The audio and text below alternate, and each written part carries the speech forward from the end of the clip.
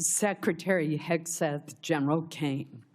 Members on both sides of the aisle have questions about the authorization strategy, objectives, and conduct of operations in the Middle East. Regardless of our differing views, the fact remains that there are must-pay bills and urgent requirements facing the department that affect the ability of our military to deter and defend against potential aggression worldwide.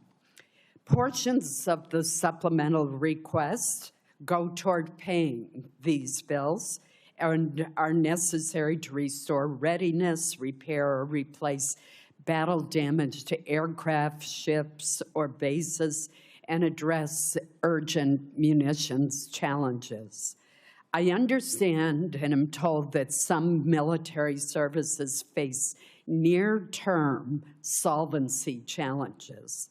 What will be the impact on our troops if additional funding is not provided? Are there military exercises, for example, that are at risk of cancellation? What message will we be sending to the world? Secretary Hegseth, either you or Senator or General Caine. Chairwoman, I very much appreciate that question, and it's because it's connected to the real-world realities of this budget cycle. There is training right now and training in the future that would have to be curtailed if we do not get our budget needs met and met urgently.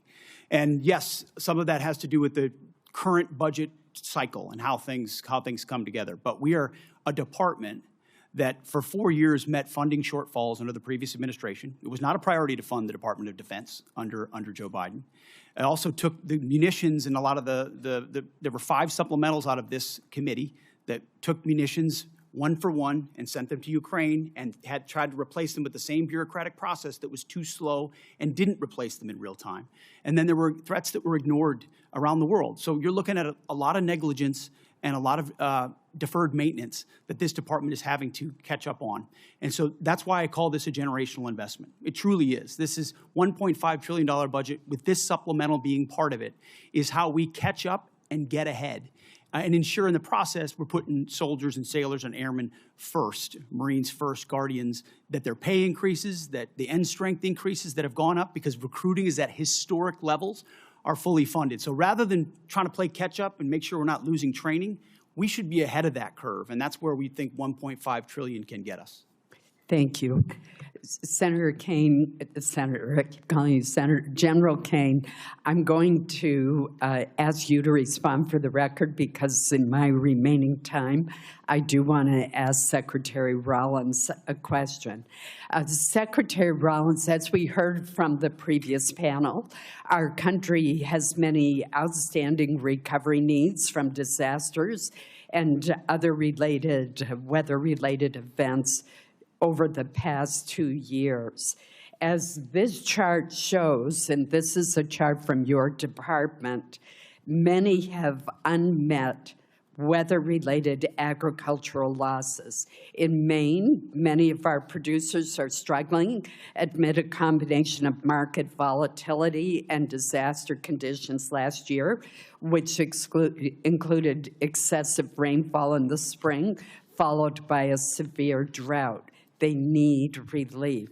Yet the administration's supplemental request does not include funding to address these recovery needs. It does have $1.1 billion to help Florida agricultural producers rebound from a severe freeze this past winter, but nothing for prior disasters in other states.